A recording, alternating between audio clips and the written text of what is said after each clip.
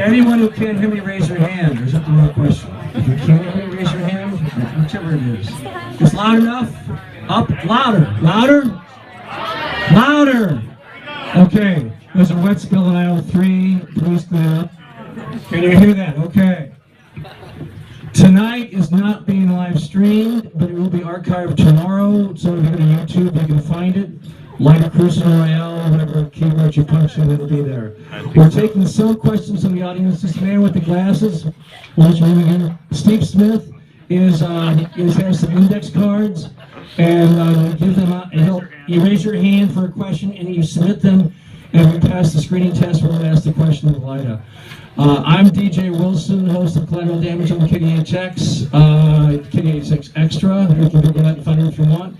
I'm having Gloria Mohammed and Megan Betts on a podcast this week, 2 Alderman candidates that are running for the first time in our city. I'm going to be asking some of the questions, and Michael Allen, my cohort, will say a few words before we hand over to Lyda for an opening statement. So hold on. All right, hello, good evening. So, DJ said I'm Michael Allen. I teach at Washington University, and I work in historic preservation in St. Louis. You give us great feedback, too. Great feedback to mayoral candidates. I just want to say up front, our next 3 events in the Mayoral Closeup series. January 30th, we have Jeffrey Boyd, 22nd Ward Alderman. February 13th, we have the President of the Board of Aldermen, Louis Reed. And February 20th, Alderman Antonio French from the 21st Ward. And I don't know if we have a Haas or Matthews event, but I had a podcast with both of them. Yet to be determined. Masochistic. But tonight we are joined by the 28th Ward Alderwoman, Lyda Krewson, mayoral candidate, who's here to be our second guest in the Mayoral Close-Up Spotlight Series. So we're going to start with about 3 or 4 minutes, whatever you want to tell the crowd. Okay. And then we'll start asking moderately challenging questions.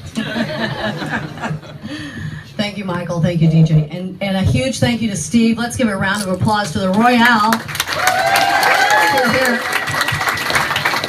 for always bringing us great political rhetoric and point of view. I've been at many debates or forums here, and I think it really provides something, Steve, that doesn't exist in the rest of St. Louis, which is a close-up view of people and, the opportunity to get some good food and maybe something to wet your whistle with. So anyway, don't forget to take good care of the bartenders and the waiters and the waitresses who are trying to make their way through this big crowd. It's really an honor to be here, and I appreciate all of you being here as well. I'm Lyda Krewson, you heard that. I'm currently the 28th Ward Alderman.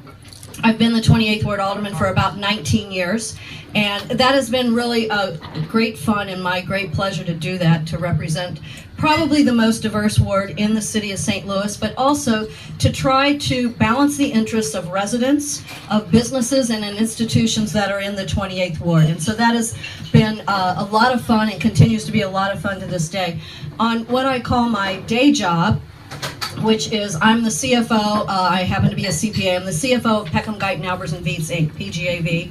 For short, we're an international architectural and design firm. We do work all over the world, China, Middle East, Europe, all over the United States. Here in the city of St. Louis, projects that you might know that we've done are mostly at the St. Louis Zoo, which is, the new home for Callie the polar bear and the penguins and Sea Lion Sound and some of those kinds of things. So I've done that for many, many years, and that has really given me a perspective, I think.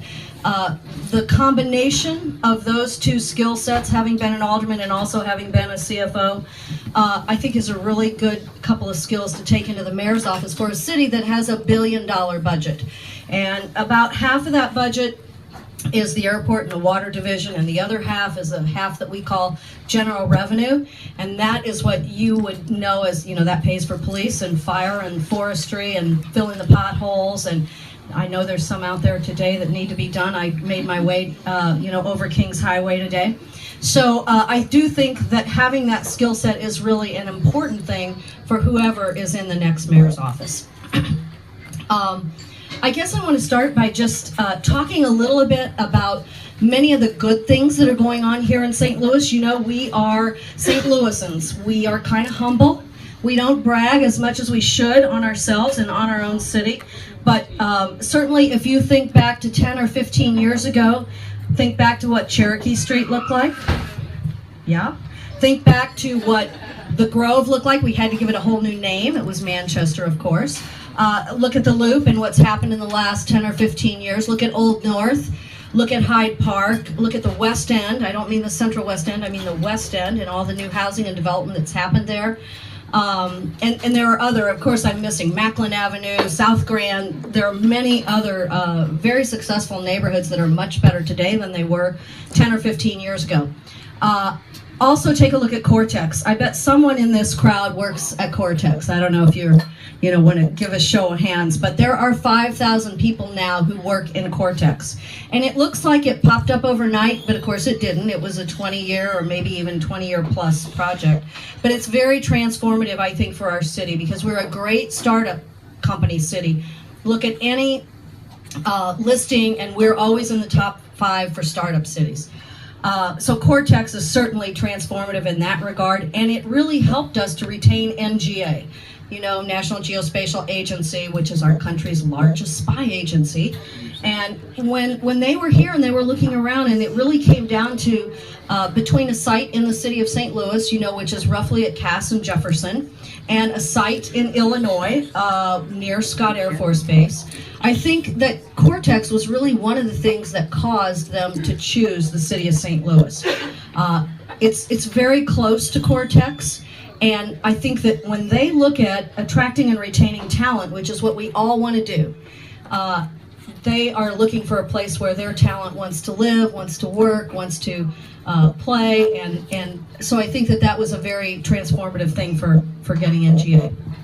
Now, that said, that's sort of to remind you that things are pretty good here in St. Louis.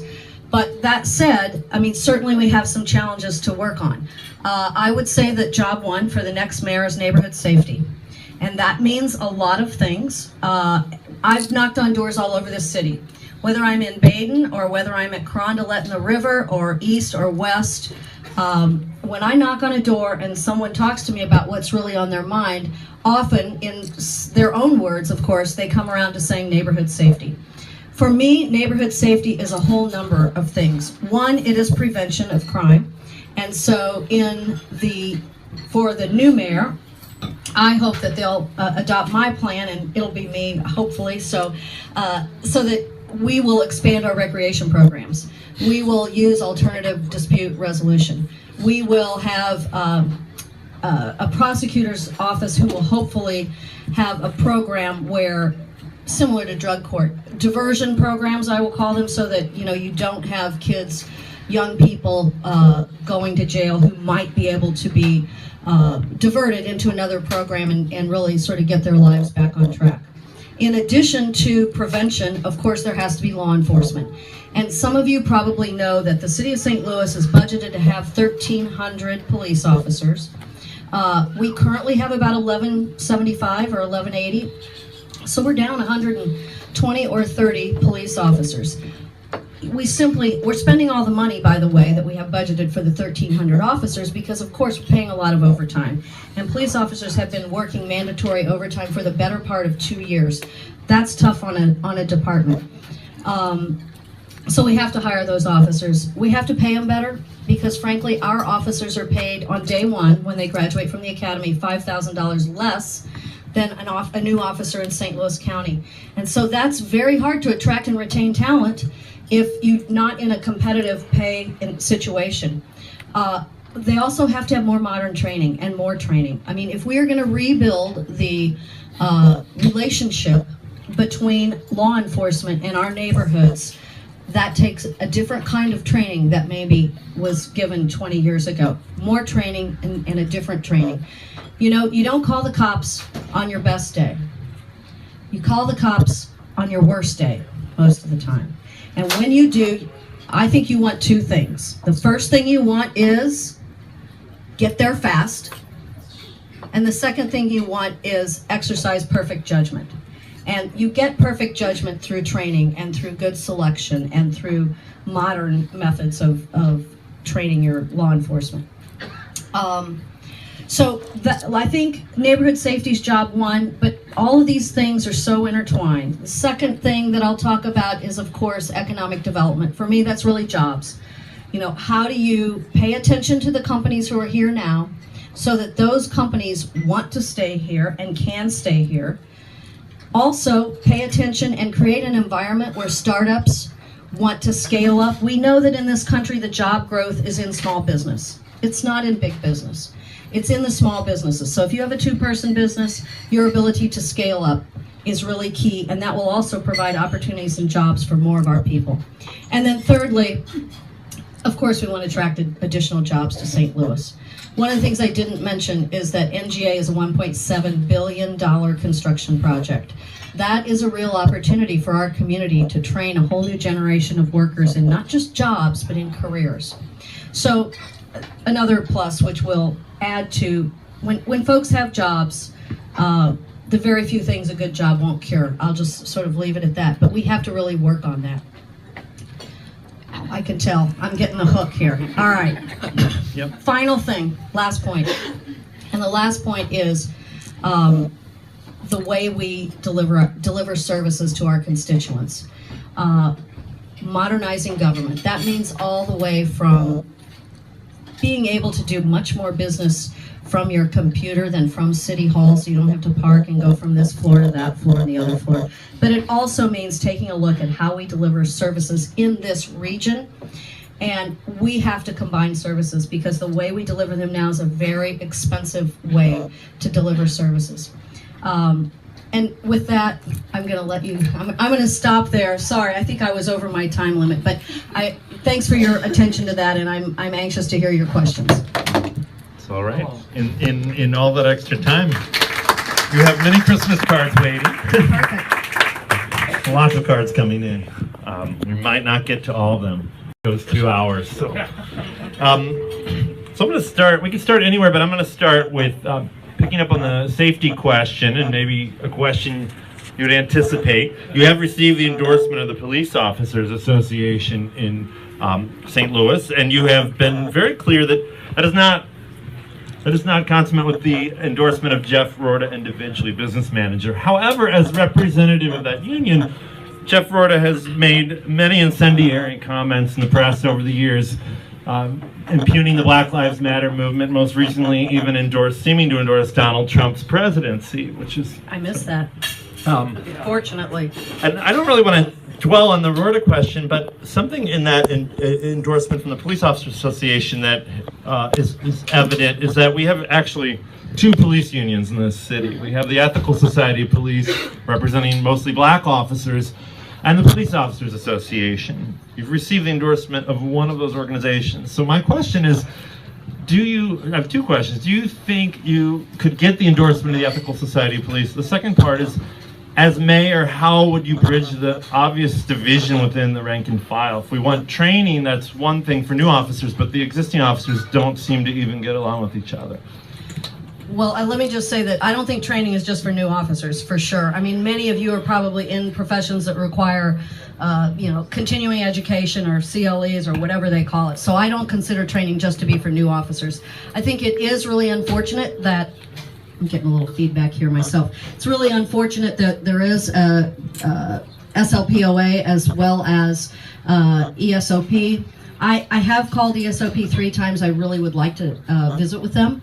And, I don't know if they will endorse me or not, but I think that, having a dialogue is always the first starting point to bridging the gaps that you have. And so I hope I do get an opportunity to visit with ESOP.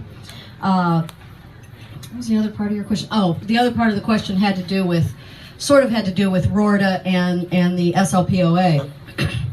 I don't get to choose who the SLPOA hires. Having the endorsement of the SLPOA means that I stand with police officers, and I'm not embarrassed to stand with police officers.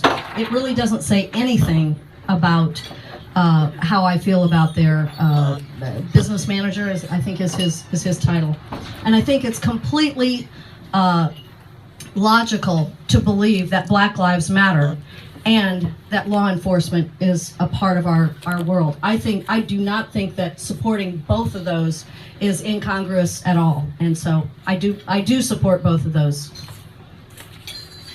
Okay, this may seem like a blind question, but I'm a blind kind of guy anyway. For the last 16 years, Francis Slay has been mayor, okay? Can you be specific about something that you think you'll do different than him, that you think you maybe didn't do so well, and something that you'll do like him because you thought he did it well? I think mostly the way someone approaches their job, or even here, has to do with their own personality and how they deal with people. And we have very different personalities. You can probably tell that already. Maybe not, I don't know. That's a straight line I'm not going to touch, but go ahead. Okay, fine. We have very different personalities. And so I think, you know, the one of the powers of the mayor's office is to be a convener. And I would intend to have a lot of working groups that would look like our community: black, white, old, young, rich, poor, gay, straight, which, you know, I think is also, I don't know to what extent he did that. I'm not really being critical of that. I'm just saying that that would be my style. My style is to be very open, to call the ESOP 3 times. I mean, I call them again, you know, if that were to work. And I hope that they will reach out to me. So I think it is a lot of style, personality, how you deal with issues, how you take in information, how you make decisions. I'm pretty open in that. What would you be like him in ways? How would I be like him? Well, the truth is I am a bean counter, so I am an accountant. He happens to be a lawyer, so I am, I don't know if is there another accountant here, I hope? Okay, good, yeah. Ruthie, is that you? Oh, good. I do like data. Ask anybody who works on my campaign, I'm like, well, what does this look like? So I do like data, and I happen to think that's a good thing. And so I think, you know, maybe there are some similarities there. I also tend to, I guess I would say this as well, and this is fair. I tend to be very civil with me, and perhaps that's a similar thing. Thank you. All right. Is that you? I don't know, but I do tend to give a lot of feedback. Hopefully not harsh often. Just piggybacking on DJ's question, you definitely are not a figure of drama, but you have laid down some strong words in your platform that you will look for waste in the city budget and eliminate it, because there might be opportunities to fund things by taking money away from things we shouldn't be funding. So you've been on the Board of Aldermen for 20 years, and I wonder if there's an example of something that came to the Board of Aldermen in a budget proposed by one of the mayors you've served under that you would consider wasteful. That's a good question. I think it maybe has to do more with what our structure is. I do think that, you know, we have an expensive structure of city government, so there's nothing that comes straight to my mind that I think, oh, that's wasteful. You know, we're not a high revenue city. We're not even a high service city. You all know that because most of you probably live here. But I do think that, you know, you need to spend your budget where your priorities are, and so, you know, I'll look for any place possible to do that. Is there one example, something in the structure that comes to mind? Something in the structure. County offices sometimes. You know, there are county offices that I think could be more streamlined into the overall governmental structure. Okay, a couple of these are coming from our erstwhile our audience here, but I also fed into a question I had that I'm going to read a quote. There was a debate at Harris Stowe Thursday night, a forum more than a debate, and I sat through the entire thing. It was not a debate. And I contacted your campaign people, and they said you had 4 other commitments that night. You couldn't make it. But this question from the audience says that you may be unwilling to face potentially unagreeable audiences, is what this person said. But on a larger thing, I think race, at least in this election, is overinterpreted. I think there is racism, there's racial disparity, but I think in this race, it's not 1993. I think Lewis Reed and Tashara and Tony get white votes, and I think you need some black votes. So I think it's hard to quantify. It's not the same as it was, but there is obviously racial disparity. I want to read a quote. Bruce Franks was the co-host of that Harris Stowe thing, and on January 14th, on Facebook, he wrote that Lyda Krewson is a very nice person, and he admired you, but respectfully, this is Bruce Franks talking, quote, respectfully, I cannot support her for mayor. Quite frankly, she can't effectively represent anyone with my lived experience. Now, you know Bruce, you know him well. How would you react to that statement? You know, I don't know him well. I know him a bit. I think I wouldn't say that about him. I think that all of us come to things with different experiences, and of course that makes us who we are. But I do think that certainly, I think Bruce Franks can represent all of his constituents, even though he probably doesn't have the same lived experiences as they do. And I think that I can represent all of St. Louis because I similarly don't have all the lived experiences. I have some experiences that you all don't have. Fortunately, you don't have them. And you all have some experiences that I don't have. But I think, you know, it is a matter of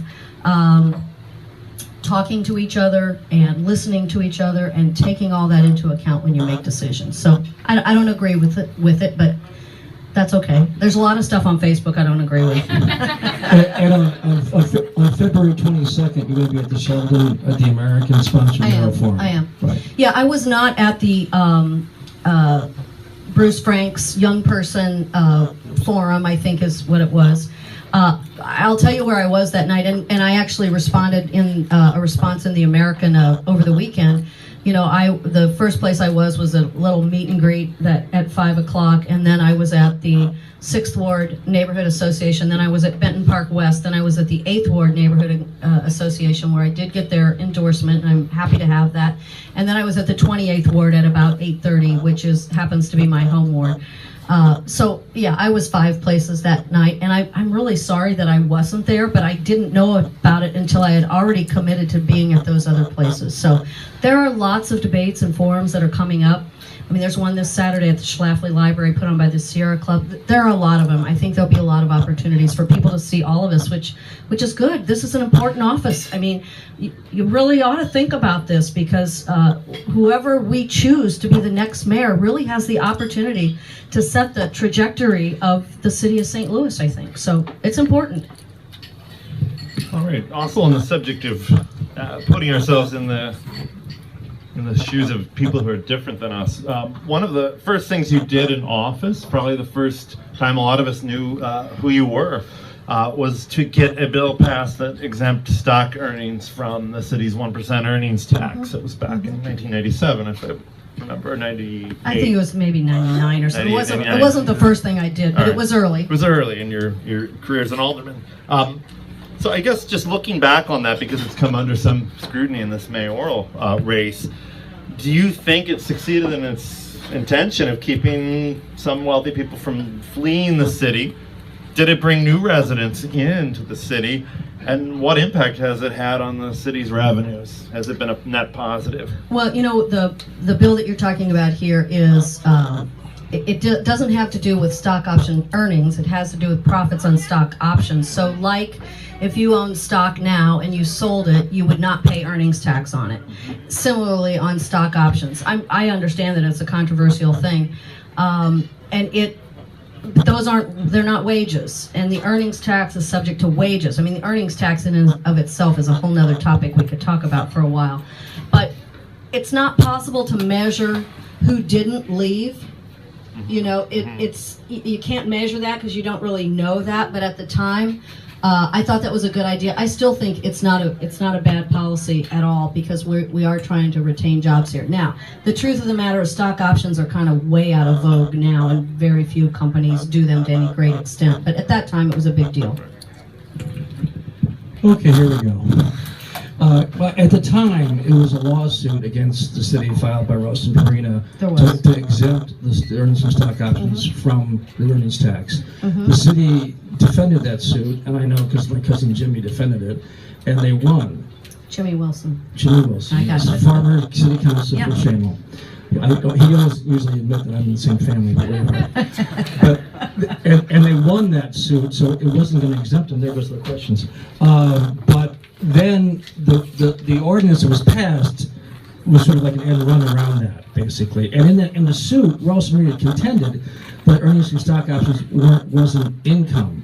It wasn't earned income. Yeah, but Right. I mean, come on. I mean, it's part of the incentive, and part of the argument then was because of this earnings tax, .com companies, tech companies wouldn't come here because they pay a lot of people with stock options. Right. And I That know was true you then, can't prove who didn't come and who left, but I mean, Sharon Tyus has introduced a bill, which will go nowhere, I'm sure, to reintroduce earnings tax on stock options. So I take it you're not for that, and I'll ask the other candidates that too. You know, I haven't really looked at the bill closely that she introduced, but I think that what we're trying to do is to retain jobs that we have here and attract other jobs. And, you know, this is sort of technical, but, you know, if you file your income tax returns, you know, there's a whole lot of different definitions of earnings and what goes in what column and that sort of thing. So I think this is not much different than Well, that. but for a person who's cashing a check, it's still compensation for what job you had. But that's It's still money. Okay. Yeah, it's all money. Absolutely. On a slightly different, or a totally, And you would, you know, have to pay capital gains on that. a totally different topic. One of the things I've noticed in being on the campaign trail, it doesn't seem a whole lot of issues that people quarrel about.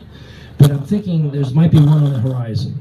One of the things that Trishara said when she was here, that she was in favor of closing Hall Street, the medium security prison there, the workhouse on Hall Street.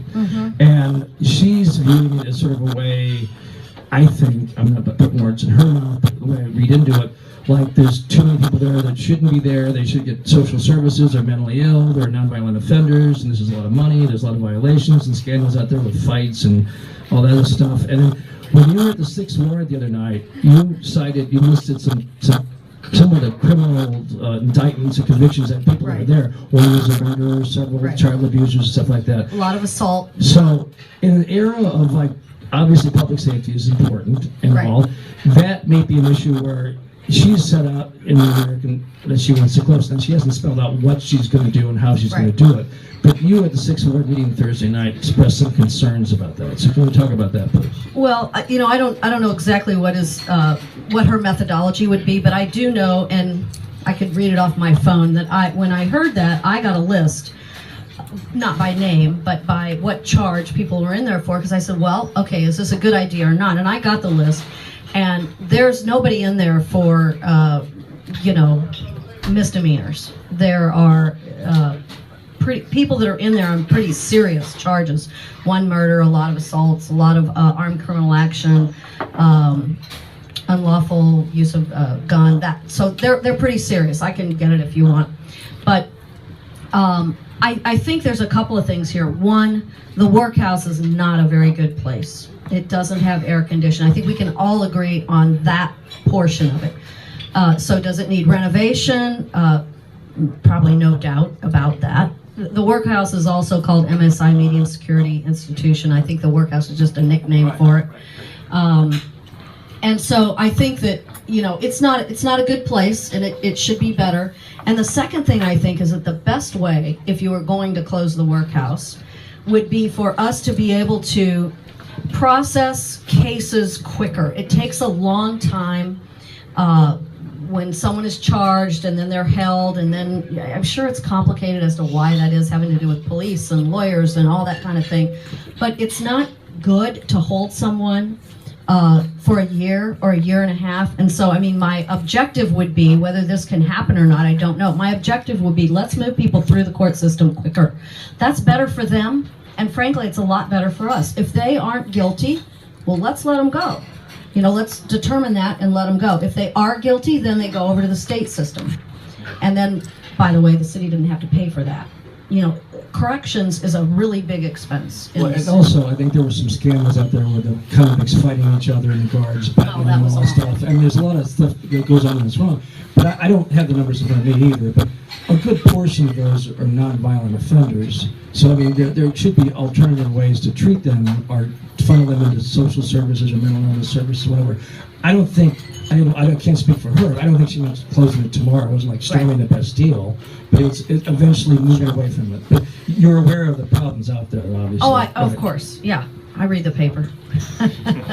Absolutely. There are problems there, and I do think that part of prevention and part of it is to have alternative forms of resolution, alternative forms, and I think that that's a great idea. So. All right. Switching gears here, onto the subject of development incentives. Just to pick a case study, the project on Forest Park Parkway called The Foundry was in the news quite a bit in the winter for seeking a fairly large tax increment financing and tax abatement package. I know some of those terms probably get us all to scratch our heads. What does that all mean? Sea of acronyms and dollar signs and big round numbers. But in that case, with the City Foundry, the Tax Increment Financing Commission did award $19.4 million in tax increment financing, but reduced the tax abatement, which is pretty unprecedented for the commission to unilaterally do that. One of the members who was on the commission who pushed the abatement change, David Jackson, claims he was removed from the commission for doing that. I don't know. I'm not going to touch that or ask you about that. I don't know. I didn't remove him. And some of your colleagues, like Alderman Ogilvie, complained about the size of this package when this was debated on the board floor. Meanwhile, down in South St. Louis, property owners on Cherokee Street were appalled because the owners of the Foundry project were soliciting their tenants to lure them into this project with the promise of lower rents, potentially being subsidized by city taxpayers, building owners in Cherokee not getting similar incentives to be able to offer a better deal. Did you support the Foundry project? And then where do we draw the line on this sort of public subsidy? Sure. Well, first of all, public subsidy is part art and part science. The science part of it is the numbers. The art part of it is figuring out how little subsidy you can give someone and still have them do the project. And that's what I do in the 28th Ward all the time. I did support the Foundry project, the revised Foundry project. And I think it's reprehensible if in fact, and I believe it is because I believe that people who make these statements, if in fact they were soliciting businesses from another area in the city. I mean, that's just completely unacceptable. But there's a couple of things I think that put some incentives in perspective. One, Clayton just gave Centene $75 million in TIF. Now, you know what a TIF is. That means that the increase in the taxes that they pay, they get to essentially keep that increase. The city or whatever the taxing authority is, they get to keep whatever they're getting now, but they don't get the increase. So when Clayton gives Centene a $75 million TIF, that is really tough to negotiate against if you're here in the city. The other thing that I use as an example is the Chase Park Plaza. I use it, it's in the 28th Ward. I use it because almost everybody knows where it is.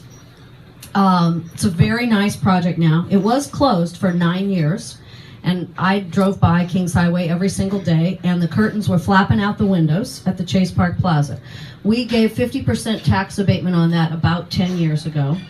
And their tax bill's $700,000 or $800,000 a year now. I don't know the exact number, but that's close. And then this year, in 2017, they'll be fully back on the tax rolls. That, I think, is what incentives should be about. If it could have happened without the incentives, they had incentives before, long ago. If it would have happened without the incentives, I wouldn't have supported it. And that's why I say it's part art and part science. Every day, not every day, regularly, a developer will come to me and say, I'm thinking about doing a project here. I need 25 years of tax abatement.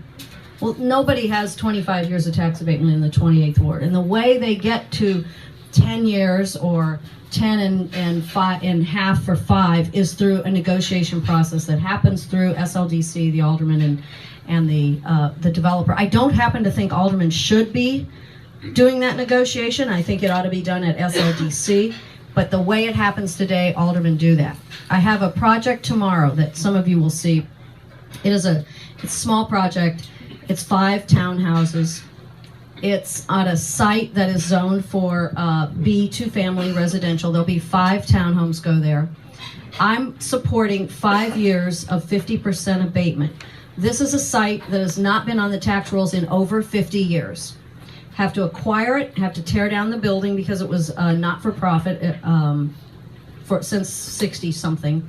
And so I think that's good because on day one, the city will get more taxes than what they're getting today. So it's part art, it's part science. Every project has to be taken on its own, but we certainly should be reducing subsidies, particularly in the central corridor and areas that are thriving, and offering more subsidies in areas that really need more of an incentive. So, just a brief follow-up. That right where you are is where I was going to jump back in. Some of your opponents, like Alderman French and Treasurer Jones in particular, have said we need to basically draw the line, stop issuing these in the central corridor. Treasurer Jones says that we should have a public commission to study the question of where we're allocating these things. Other people would say, you know, these are following where projects are happening.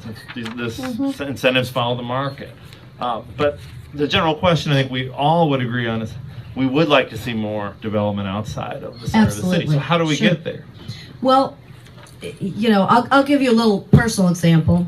About 15 or maybe 17 years ago, when there was really nothing on the loop, there was no pageant, there was no Moonrise Hotel, there was no pie pizza, I took a developer, more than one, 3 to be exact, got an appointment with him, got him in my car, drove him around Del Mar, which I thought was really ripe for development because the loop part of the University City, part of the loop, had begun to develop. And so one developer who will remain nameless, he said to me many times, gosh, Lyda, I wish I'd have listened to you because that would have been a really good place for me to do projects. So I think it has to be, you know, very intentional the way you deal with developers in areas, and you have to actually try to take them somewhere that they don't know they want to go, and you know, use persuasion and try to get them there, and you get them there with carrots, and those carrots are incentives. And I think there are a lot of places like that. So, you know, they're always going to take the easy sites. I mean, left to their own devices, let's face it. I'll follow up with what Michael just asked. The one that got me was the corner of Skinker and Delmar, where the gas station is. It got a $4.4 million TIF. Hasn't gotten it yet. Well, it's proposed, though, right? I mean, like, if you got to give one there, where wouldn't you give one? Well, Skinker and Delmar, where they're, it's the north west corner there. That Shell station is a huge problem. There's a lot of crime there. They don't operate it very well. And so what's proposed to go there is a 3-story corner condition building, not a bunch of curb cuts off of the 2 streets, with retail on the first floor, probably a drugstore, although that's not a done deal yet, and then 2 floors, 50,000 square feet of creative office space above it, which will provide people to eat lunch in the loop and shop in the loop, and it's all about density. I mean, that gas station is not a very positive force for the loop or the surrounding area. But the location's pretty prime, though. Well, maybe it is pretty prime, but there's a location catty corner from it. The fried chicken. I mean, it seems like it's prime, but it's empty. You know, maybe it's prime, maybe it isn't, but it's empty. So. Okay, talking about money, the city is going to be heading for cash, and the 2 things it has that looks like assets is the water division and the airport. There's rumors afoot about the airport. What do you think could be done to monetize them in some way for the city, either one of those 2? Well, my gut instinct on the water division is that seems like a bad idea. I mean, for some of you that have followed this for a while, you know, we went down a road with Veolia that, you know, seemed like a really bad idea and was ultimately scrapped. If you look at Flint, Michigan, that seems like, I mean, water is, you know, makes beer, right? Water's the new oil. So, you know, I don't see that in my future here. The airport, most people would agree that our airport is better today than it was 5, 6, 7 years ago, but it's still, because we don't have enough flights, it's still tough to get in and out of here. And we wish that we had a better airport. The way airport finances work, you add up all the money that it takes to run the airport. You have to get that approved from the airlines. You divide essentially your costs by the airlines, the flights, and that's what the airlines pay. And we have it's not new, it's old, but we have a big runway out there that we're still paying on, and that causes our costs to be high. And so that causes it to be costly for airplanes to come in and out and land here. So as that goes down, which it is about to go down, hopefully we'll have a better economic situation at the airport. I don't know anything about. I haven't thought about selling the airport. In terms of sharing the governance of it in exchange for something else. Depends on what we exchanged it for. I don't know. Maybe I don't think that. The airport's important. It's located in St. Louis County. It's owned by St. Louis City. Yeah, I don't know. Depending on what it was. I'll jump right in with the follow-up. It's always a touchy subject when you talk about two people who divorced but were once together. But let's talk about the city and the county. What is the proper relationship? I thought maybe you knew something I didn't know. No. Is my husband out there? No. Okay, he's still here. He's right here. Okay, fine. Well, back in 1876, the city and county got divorced. I tend to think we ought to get remarried. I do think we ought to get engaged first, though. Try to work out a prenup and, all of those kinds of things. I don't think we shouldn't elope. This is not simple.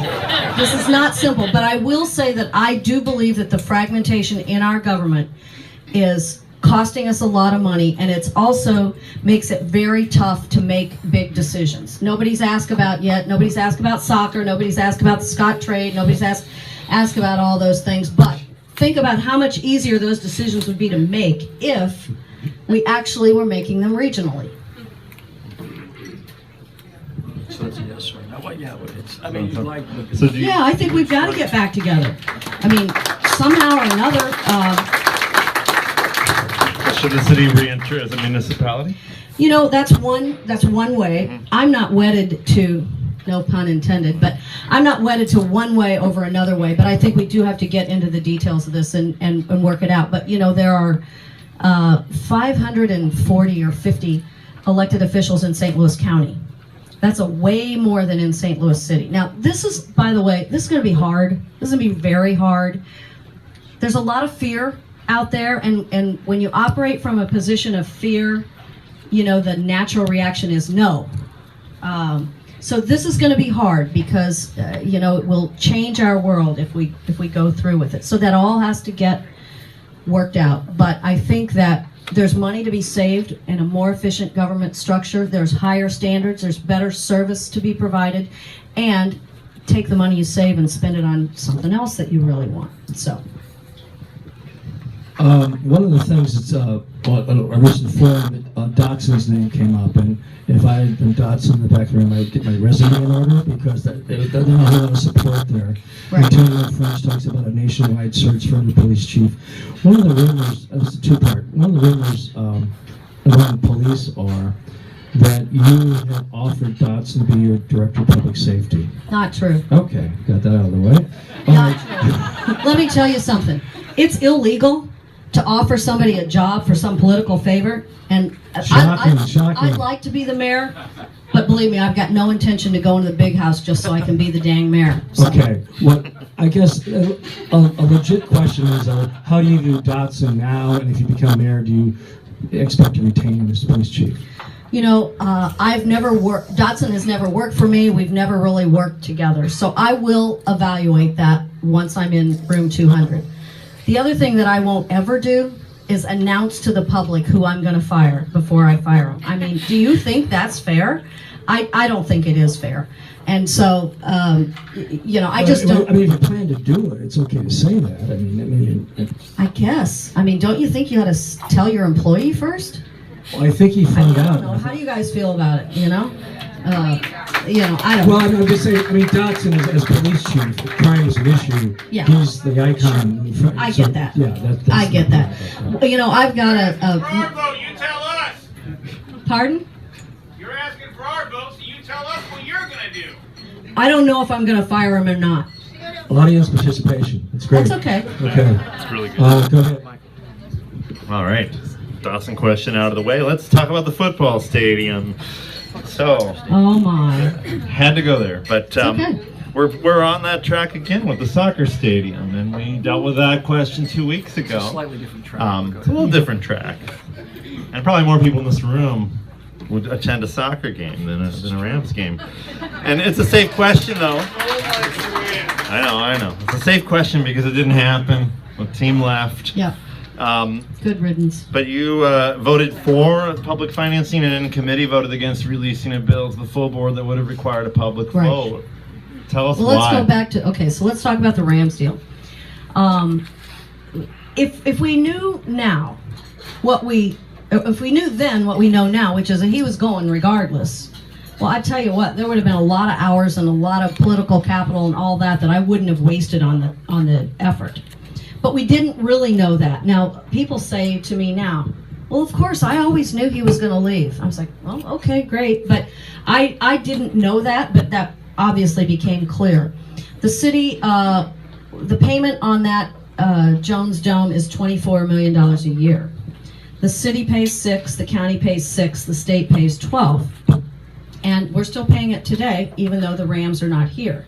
Now, it's not just $6 million, because we are getting some additional convention business, and that's good. But still, that's what we were really fighting for, is to keep them here and not to have to eat that day in and day out. At the proposal that was before us was for the city to pay 15% of the cost, and the NFL and the state to pay the 85%. That was a pretty good leverage, I thought. And if we would have not tried to keep the Rams, if they would have come to us and said, hey, we want to move, and we would have just said, okay, see you guys later, have a good time in LA. I mean, then what would our constituents be saying? I mean, I think you have to go down the path. You have to try to do your best to retain what many people think is an asset. It didn't work, and so they're gone. Now you asked about soccer. Yeah, soccer's a whole different rail, but... Right, and just to follow up though, some of your colleagues voted against that, not because they were against the whole deal or the idea of trying to keep the Rams, but because St. Louis County Executive Steve Stanger refused to pledge any county funds. Right. So, in principle, should the city go it alone on these deals? In principle, the city shouldn't go it alone on these deals, but right now, we don't. That is our form of government, whether we like it or whether we don't. I mean, these decisions would be so much easier to make if we were truly making them on a regional basis, and we should be making them on a regional basis. The aldermanic expense account, what is it for you per month? $350 a month. So I'm on what's called the accountable plan, so I turn in my receipts for that. Is that by choice? It is. Everybody gets a choice. So some people take it as salary, and some people take it as, but I'm a bean counter again, and so I figure, Well, I mean, this relates to the Tashara thing, because I thought that story was a bit weak, but it was $27,000 over 4 years, 50 trips. She's got a little different position than an Alderman would. What was your view of that story? I haven't seen any of the documents. I think the story is 50 trips in 4 years. Somebody asked me, another reporter asked me, what did I think about that? I said, I'm too busy to take 50 trips in 4 years. But, if that's what she thinks she needs to do, then she can do that. Okay. All right. Fair enough. So you may be, I think, the only... Well, let's just back up. In the city of St. Louis, there are 262 streets that have been closed. Dead-end streets, cul-de-sacs, the Shamel pots. You may be the only alder person who's ever gotten a bill through to reverse one of those closures. Did reopen one street. I'd like to reopen more. Those closures stand in for a whole range of things that are done sort of on a spot basis. Closing streets, vacating alleys, sometimes even licensing businesses like taverns. The Royale owner, Steve Smith, would have been on Cherokee Street if Craig Schmidt hadn't had a moratorium on liquor licenses. I'm not going to grill you in your 20 years of voting on these with the Board of Aldermen because it seems hopeless down there, but the mayor has the power to veto each of these bills, and you're going to possibly be mayor, and these kinds of bills might make it to your desk, assuming the Board of Aldermen continues at its current pace. Stronger planning department. Planning in neighborhoods, citywide planning. I mean, you know,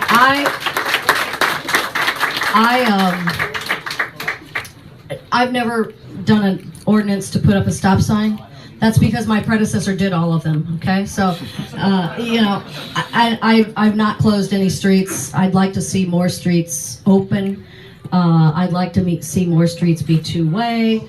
But, I mean, honestly, I think that aldermen who do this are doing it because they think it's the best for their neighborhood. I don't challenge their judgment. I just think that they need more professional input from a planning department to, you know, everybody doesn't come to this with the same skill set.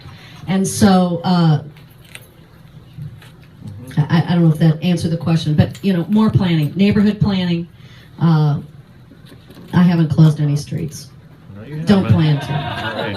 Yeah. Just a follow-up. So the planning department, how do we make it stronger? We fund it. They fund it. We fund it. You know, I mean, there's not much funding in the planning department. There's not enough. And most of its funding comes from the development block grants from the federal government, right? So. It does. Yep. Mm-hmm. All right. Should the New Life Evangelistic Center be closed, and if so, what should the city do about the homeless? It should be closed. Here's why. I'm on record for that.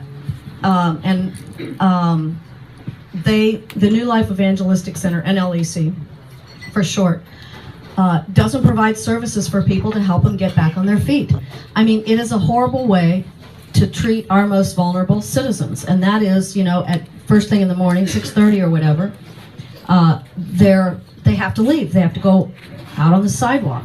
How could you possibly get your life together when there's no bathroom on the sidewalk, there's no food on the sidewalk?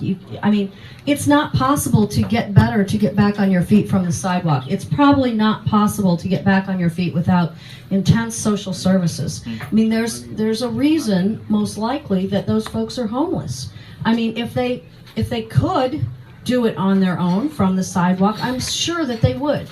But I don't think that they can, and I don't think NLEC is really doing a service to the homeless people we have here. I think there are, and there's actually a count, I think it's Thursday night. I think there are about 11 or 1,200 homeless people mostly in the city. And, you know, I think about that, and that isn't actually that many people. Can't we do better as a community? I mean, can't hospitals and social service agencies and St. Patrick's Center and all of the folks that are in that business, can't we do better and have a housing first model for homeless people? And that is why I think NLEC should close. And I know that it is highly controversial, but I just don't think that continuing that is a good idea. So what are you doing day one? Once it closes, what is the city going to do on day one when it is closed? There's a continuum of care group that's working right now on that. I need to be much deeper into knowing about all of that. I believe I read in the paper, and honestly what I know about the legal stuff is what I've read in the paper. I think it's slated to close April the 1st, which will be about 4 days before the new mayor gets elected in the general election. I don't know if it really will close on April the 1st. I don't know if there are more appeals to go on, but I do think that we are a good community. We are a very generous community. This is also a problem that we can tackle and figure out. All right. Gazing into my crystal ball, it's clouding over with a foreboding darkness. I just envision this future in which Attorney General Jefferson Beauregard Sessions may order the City of St. Louis Police Department to turn over people who are in this country unlawfully without a visa, or the police department to enforce federal drug laws that run counter to city drug laws that we have now passed. What would you do as mayor if the Attorney General calls and asks you to have the police department enforce these federal directives to deport people or enforce these drug laws? Immigration, will of the city might be immigrants and somewhere else. immigration are super important to our city. We should be more welcoming to immigrants than not.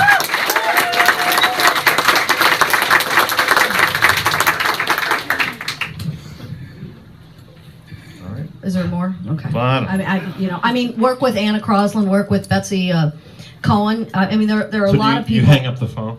Yeah. Right. Who? Oh, sorry.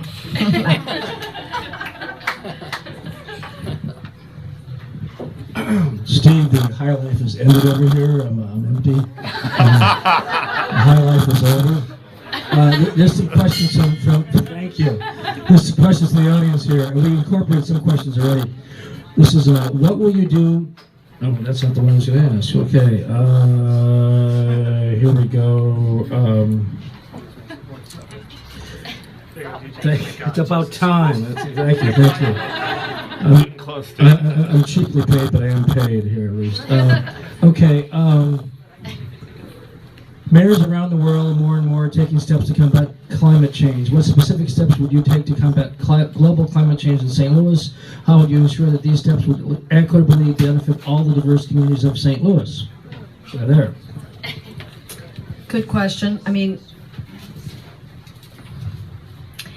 when I think, this isn't exactly directly to your question about climate change, but I mean, we're enjoying it now, but unfortunately, it's really a foreboding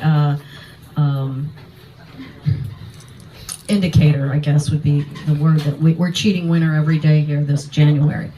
I think one of the things that the mayor of City of St. Louis should be very involved in, I think is involved in somewhat, is really the protection of our rivers. I mean, I think I said earlier, water's the new oil. That's a cute saying, but it's also happens to be true. And we depend on our river for transportation of goods and services. We've got a lot of ports here, but also the Missouri River. I think one of the things that usually comes up when you're thinking about that is who gets to take water out of the river upstream. I'm talking about not here, of course. And so a focus on rivers and on water. I don't know if there's a specific question, like would I ban barbecue grills? Probably not. I know some of the things are, but so. All right, so we don't have term limits on any city office. True. Should we? We should have term limits on the mayor. How Only many? on the mayor. 2 terms for the mayor. It's getting a bit late for that, isn't it? After 16 years? It's not late for me. Okay? I think, if you think about it, I think term limits at the state level, at the legislative level, have been a disaster. That's true. But the executive branch is of any level of government, city, state, federal. The executive branch, I think, should be term limited. And frankly, I thought about introducing something like that while, this last year or so. And I didn't do it because I thought, somebody's going to just think this is some campaign ploy. But when I'm the mayor, if I can be so bold as to say that or practice that, I'll definitely sign a 2-term, 8-year limit on the mayors if there's a board of aldermen that wants to pass it. But not aldermen? I think not aldermen. I think that, the legislative process, not aldermen. I don't know if there should be a different term limit on aldermen. I haven't really thought about that. But yeah, I think the executive branch is where term limits would be needed. This is not a question in the crowd here. Kind of generic, but it's an important issue. Please tell us how you interpret the mayor's office relationship with city schools. I assume that means mostly public schools, charter schools, schools in general. Sure. Well, education is so important. I mean, if you want to prevent crime, if you want to have better neighborhood safety, if you want to have more jobs or have people that are prepared to go into more jobs, certainly there's nothing more important than education. If I had a big pile of money, I would do early childhood education across the board. We don't. we should still strive for that. In the St. Louis Public Schools, we just last April passed a 20% tax increase for them. Their rate was $3.75 per $100 of assessed valuation. It went up to $4.50, so that's a 20% increase.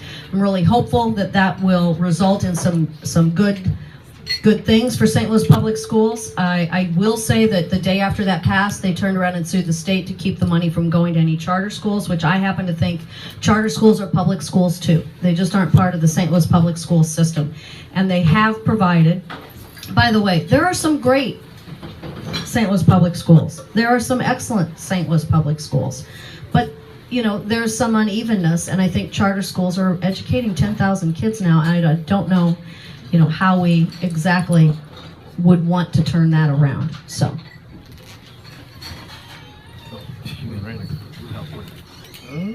I have one kid who teaches in a public school.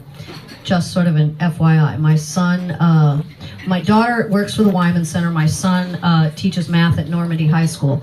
So, you know, I don't have personal experience there, but there's not anything more important than education and how we take care of these kids.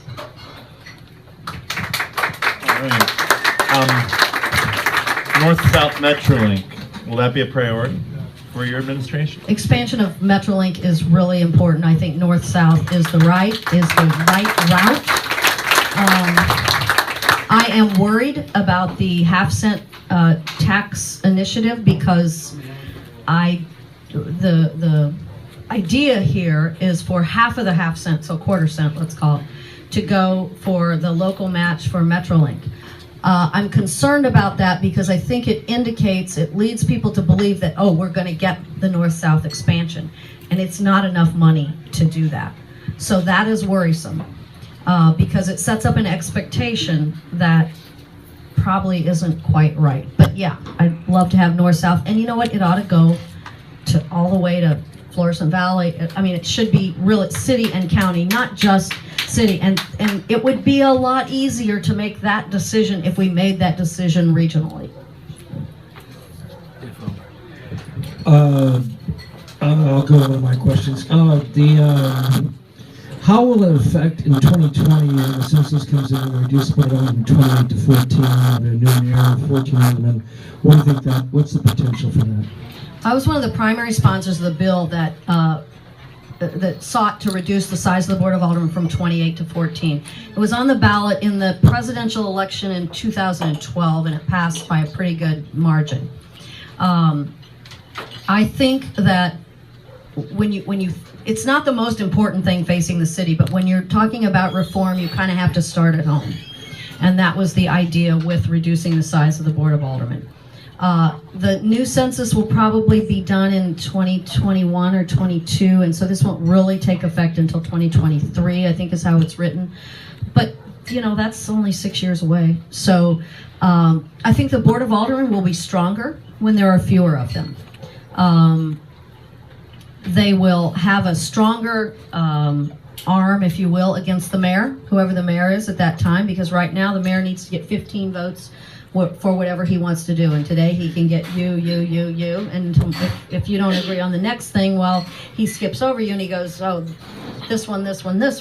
So when there are 14, there will be fewer opportunities for that, and so maybe there'll be more collaboration, more cooperation, more talking things out, which doesn't exist too much today between the executive branch and the legislative branch, which I would certainly hope to change that. Another structural question. I was raised Roman Catholic, so I have Too bad. Sorry. I have a huge tolerance for complicated authority structures. But in St. Louis city government, our city budget is passed and marked up by a 3-member board called the Board of Estimate and Apportionment, created in our city charter, passed in 1914, so 102 years old. The Board of Estimate and Apportionment consists of the Comptroller, President, Board of Aldermen, and the Mayor. Some say it has way more power than the Board of Aldermen elected directly by the public. A lot of people don't know what it does or how it does it, although I think the meetings are now put on YouTube. Those are exciting, I hear. Should we retain the Board of Estimate and Apportionment in a modern government? It's a holdover from way back. You know, I want to be the mayor. I tend to favor a strong mayor system. Excuse me. But I think ideally you don't have the Board of E&A, but I don't know that I see that really in the future. I mean, things will change if we have Unicov. Things will change if we're making city and county decisions together. So, All right, fair enough.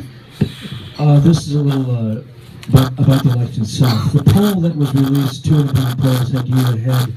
I think it was 23 or 24%, and Louis Reed at 18%, and Antonio had 10 or 11, DeShore had 8%. But the big chunk of voters, 32%, were undecided.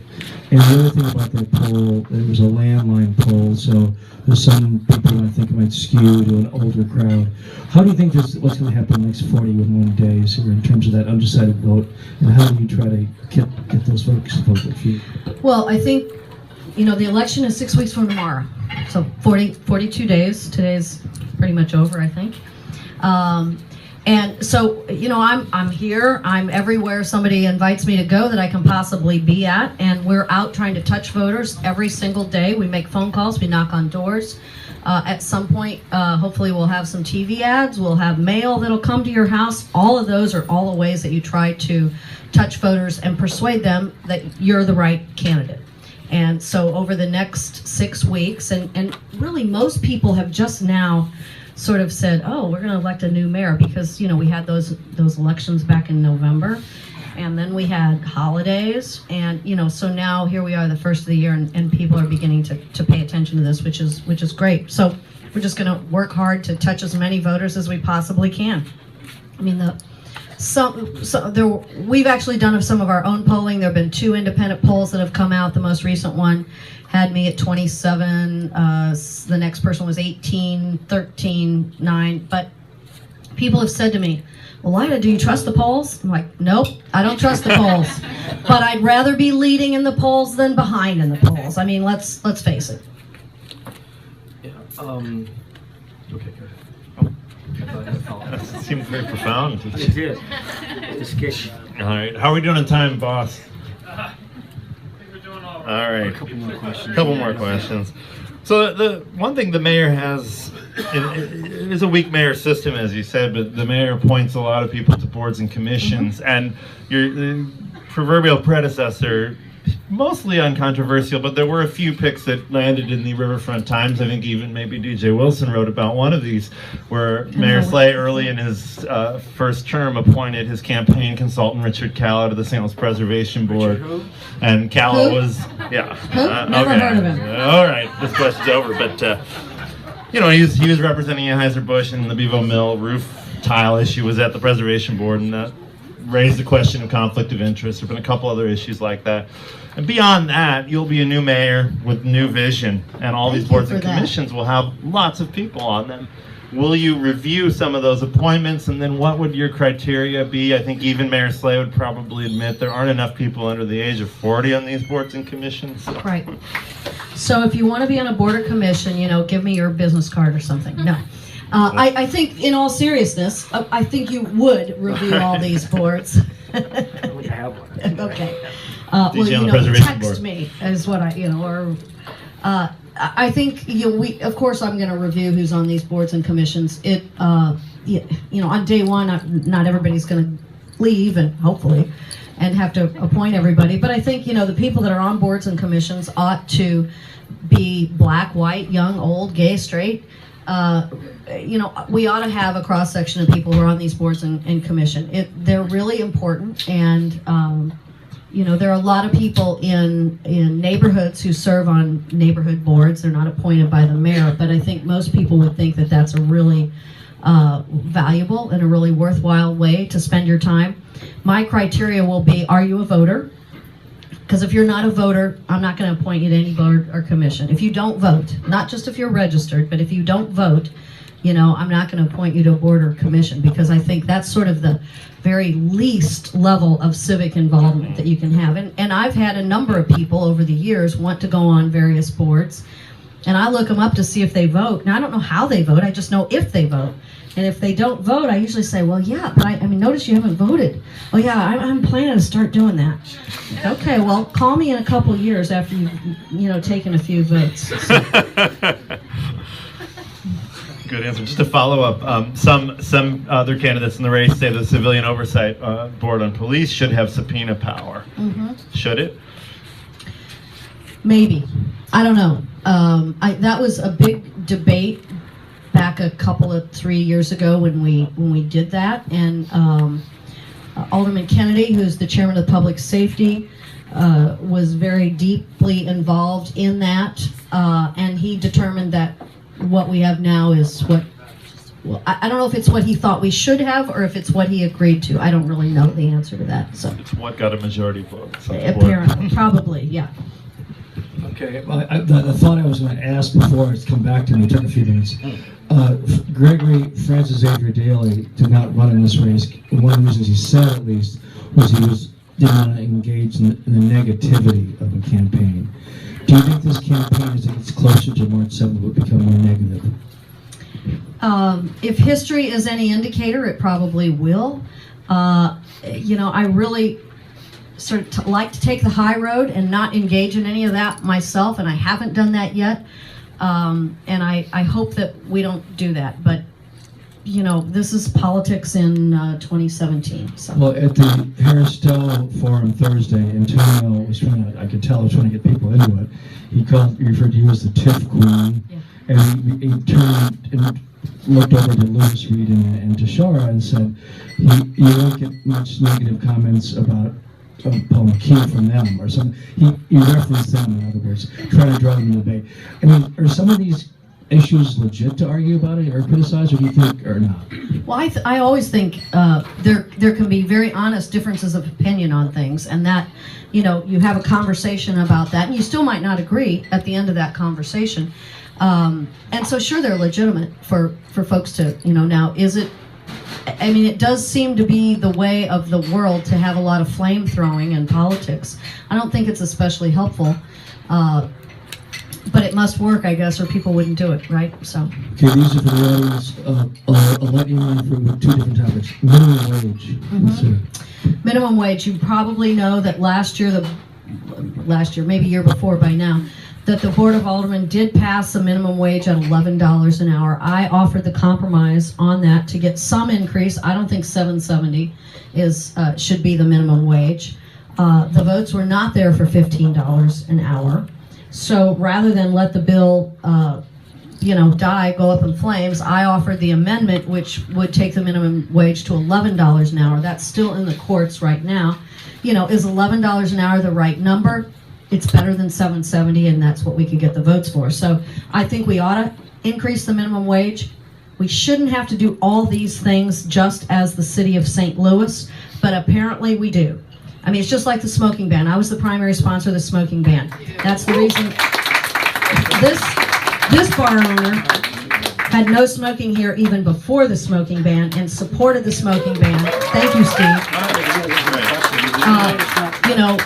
Joe Edwards, who owns a number of establishments in the Loop, he came and testified in favor of the smoking ban because really it's about health for folks and servers and other patrons of bars and restaurants. So I think I took that question a little further maybe than it was intended, but I think that you should elect a mayor who you believe is capable of and has the guts to take on the tough issues. And, taking on smoking, taking on the NRA, voting to decriminalize marijuana. I mean, elect a mayor who you believe really can and will take on the tough issues, because I don't think this is an easy job. And I'm not going to room 200 just to, sit behind the big desk. I'm going to room 200 to try to take on some of the tough issues. You're going to reduce the desk size? Yeah. And you'll be around tonight for a little while afterwards, right? So yeah, I'm going to get something. She's not getting to all your questions because DJ and I aren't asking them the right way or at all. I don't know. Talk to Lyda afterwards. There's something about gay marriage. We did talk about the city and the county, so skip that. Here's a good question from the audience. not so divisive, just kind of a really interesting question. Apart from campaigning, when were you last north of Delmar and why? Apart from campaigning, well, first of all, the 28th Ward has some area north of Delmar, so many times. Secondly, when was I last there? Regularly. I remember when there was this big issue about dog fighting. I don't even know if you remember that, but there was some training of dogs to fight in parks. And I used to go to that park like every Sunday practically, and just to watch to see what was happening there. So, I mean, I would submit to you that I do go to North St. Louis and to South St. Louis. I have been there more now that I am campaigning. That's the truth. But I think that, you know, you need a mayor that can go everywhere, and is willing to, and isn't afraid to, and meets people where they are. Good answer. Another question from the audience, and there's several versions of it. I think we've just elected a governor who is one of your constituents. Is that true? I know, yeah. So maybe that makes you uniquely suited to answer this. How do you plan to work with a mostly Republican government in Jefferson City? You know, Governor Greitens lives about, if you know where the Starbucks in the Central West End is, he lives on that block a little bit east of there. And, what's the address? I could tell you that, but I won't. But I've met him only once, ever. I have met his wife a couple of times at Starbucks. You know, I think you work with people in, you know, who are Republicans the same way you work with anybody, through personal relationships. You try to establish a personal relationship. There are things we agree on, I'm sure. I don't know what they are right now, but I'm sure there are. And I'm encouraged, I'm really encouraged that we have a governor who's from an urban area. So let's look on the bright side of this. And he says that he is, that public safety is a high priority. I mean, I heard his speech, State of the State or whatever it was. And so let's see if we're going to be able to partner on that. Are we going to be able to partner on public transportation? I know the state doesn't have a lot of money, but those are things that really we should be, cities, St. Louis, Kansas City, should be partnering with the state on much more. So I don't know him. He's not a buddy. I hope to get to know him. This is a question from the audience. I can't blame me for this one, folks. I first read and thought, this is an incredibly tacky and ignorant question, so I thought I'd ask it. It's not really ignorant, but it gets to an issue that we have to deal with in a tangential way. What role, if any, do you think white privilege has played in the success of your career? A tremendous amount. I mean, That's not a tacky question. well, That's your opinion and my opinion. A lot of people think it's a traffic call. I mean, We'll talk later. I'm privileged. I am. I was born in Iowa. It's more than you're going to want to know. I was born in What town in Iowa? Come on, tell us. Wilton Junction, which is near Davenport. High school. Iowa, yeah. So I was born in Iowa. Then I moved to St. Joe, Missouri. Then I moved to Fairfield, Illinois. Then I moved to Moberly, Missouri, where I graduated from high school. That's why I say Missouri, not Missouri. Where I graduated from high school in Moberly, Missouri. I always love getting that question because then people look at you kind of funny, like, well, what does that mean, Moberly? How do we size her up? But, you know, I'm born white, obviously. I'm born to very working class parents. My dad was a steel salesman. He sold, this was sort of during a more agricultural time. He sold barbed wire and fence posts and nails and all that kind of thing to, we call them farm and home stores. You know, the place where people would go. So that is my upbringing. I went to college in Kirksville. They call it Truman now. They called it Northeast when I went there. I might not be able to get in there today. I'm not sure.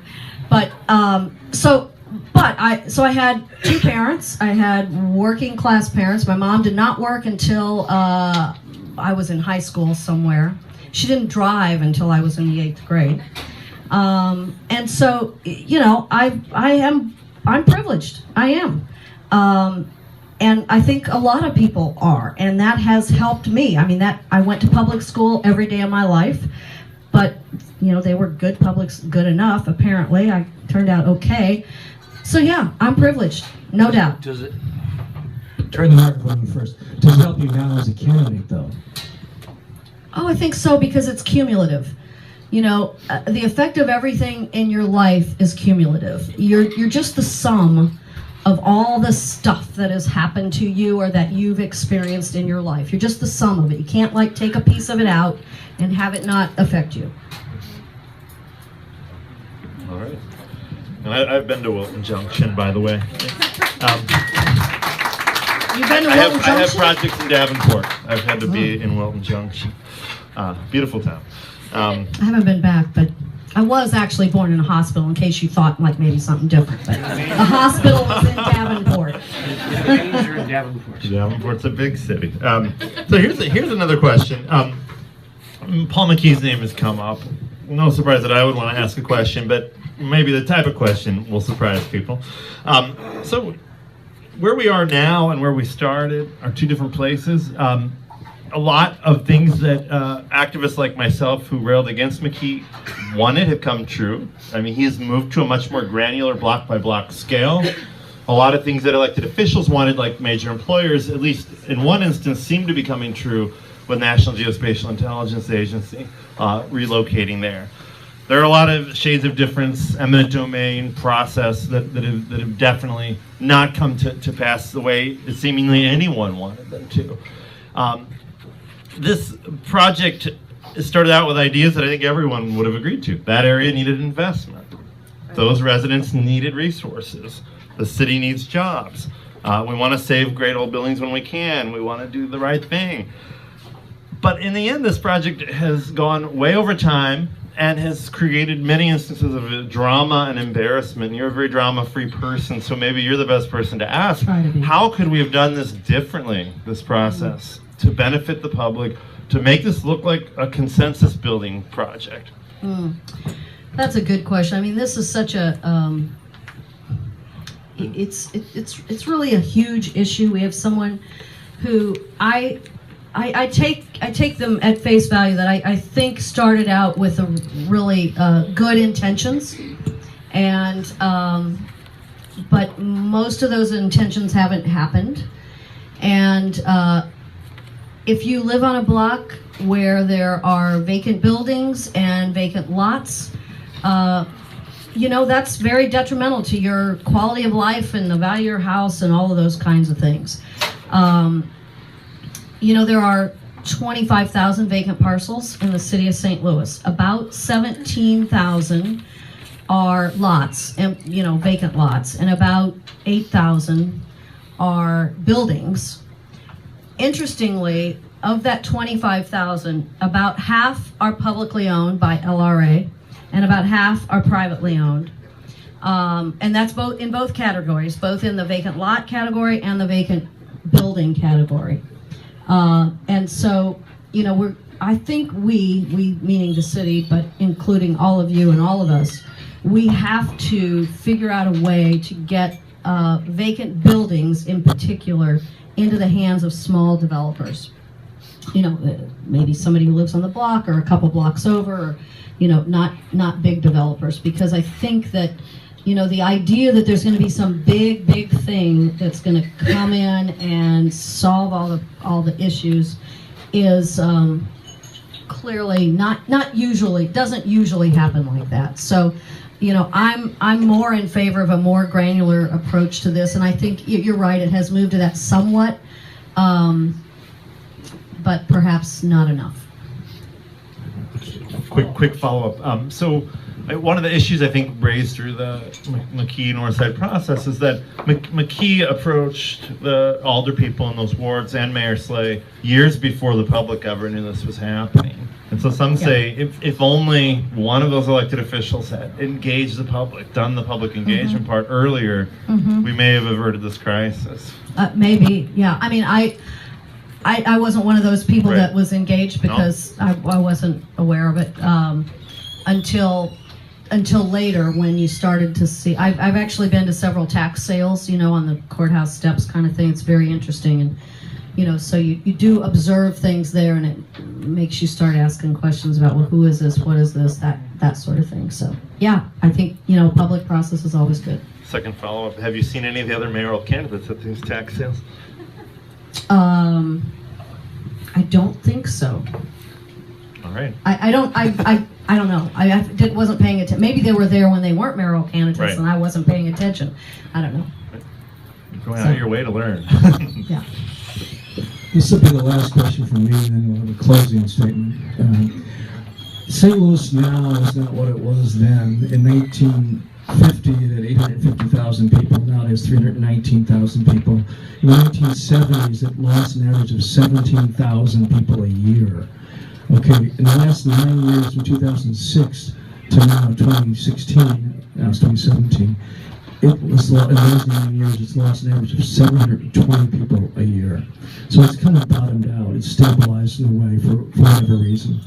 But when Francis Slay was either the day he was elected or the day he was sworn in, I had to look this up to be sure, Rodney McAllister was walking home at night and was killed by a pack of wild dogs. I mean, that's not Is that in really, Ivory Perry Park? yes, Yeah, that's I not remember that. exactly a civilized city No. when that happens. Right. And there's a lot of Rodney McAllisters still out there, not necessarily being attacked by wild dogs, but by Right. other forces that are beyond your control. What can you do as mayor to prevent that from happening to other people? I think your question is somewhat, you're saying not exactly attack it. Yeah, okay, thank you. But that's a Well, symbol. it is neighborhood safety. It's a neighborhood safety plan. It is prevention. It is law enforcement. It is not living next door to a vacant building. It is having a job. I mean, that's a very big question you ask if you really take it from an overall level. But it is working on all of those things. And we lost a lot of population for a lot of reasons. We lost it due to racism because of the deseg program, the school desegregation.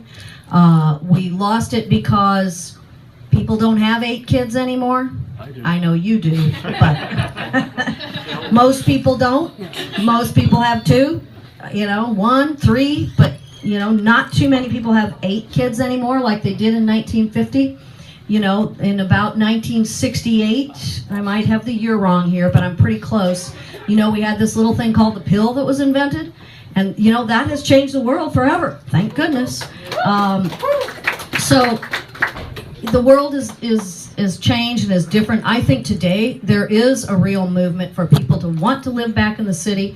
I mean, the reason I want to be the mayor, you didn't really ask me that, but is I love St. Louis, but I want St. Louis to be the city that people choose to live in. I mean, many of you live in the city, I'm sure, and you choose to live here. I choose to live here. I want my kids to choose to live in the city. I want, my grandkids to, I don't have any, but, we want people to choose to live in the city, and so it has to be a good place. The things that are great about this city are places like this where people come and rub elbows and know each other, and maybe you guys came together, but you might be talking to somebody over here and you actually form relationships. And so all of those things are the reason that many of us live here in the city, and neighborhood safety and all of those challenges that we've talked about tonight are challenges that we just have to focus very intently on and take the steps that we have to take to make St. Louis a better city. Not great again. I said it was Not great I again. said it was my last question, but alive, Yeah. okay? In the midst of that, you said part of the reason why the city the population went down was the deseg program. Yeah, absolutely. That's not to say you don't were think against the deseg. Well, we can talk about this for an hour and a half. if you Oh, want. no. But I wasn't against it, but To clarify that, that's all. yeah, thank you. No, I mean absolutely. You listen to, read or listen to any research today. I mean, children have better outcomes if they are in integrated environments. Period. So. All right. Well, my mother was from a child of one of 8. I have no children, so I'm sorry. I am part of the depopulation trend here in the city. So at this point, I think we've asked quite a lot of questions. So is there any topic we didn't touch on that you think is important to the city's future? And then would you like to make any kind of closing statement? I'm sure there are other topics, but they're not coming to my mind right now. I'll be happy if they're on your mind. I'm going to be right over there at the bar in a few minutes. But yeah, Bring her a drink. No, it's okay. Yeah, here's what I'd like to say. You know, I'd really like to have your vote on March 2nd in 42 days. And if you can see your way clear to voting for me, I hope that you will get 5 of your friends to vote for me, because this election is really important to the trajectory of our city. And I said it earlier, I think we ought to elect a mayor who is capable and tough enough and has the guts to do this job. And I'd like to be that person, so thank you. All right. Thank you, Lyda. Thank you, DJ. Our next mayoral close-up, January 30th, with Alderman Jeffrey Boyd. Then we have February 13th, Lewis Reed. February 20th, Antonio French. February 27th, independent candidate Stephen Fitzpatrick Smith. He just announced this morning, so I'll turn it over to him. Megan Green and Jennifer Florida. Oh yeah, that's right. We have Megan Green and Jennifer Florida. Aldermanic debate on the 1st of March. Well, I'm staying if anybody remembers the... I do, I was here. We're going to have a chain link fence. Right. Yes, Chicken wire, like the Blues Brothers. Yes, I used to throw boxing matches, so those skills will come into form. But thank you everybody for coming down, and hope to see you around soon. That was fun. Oh, That was fun. Thank you for doing that, Lyda. Yeah. I don't think my left elbow got leave. That's good. That's good. Ratings will be down. The most famous elbow in journalistic. The right profile, right? Is that your tennis elbow? No. Yeah, exactly. That's actually my mouse elbow. I use the left hand for my mouse elbow. See if we can get you out of here. Yeah.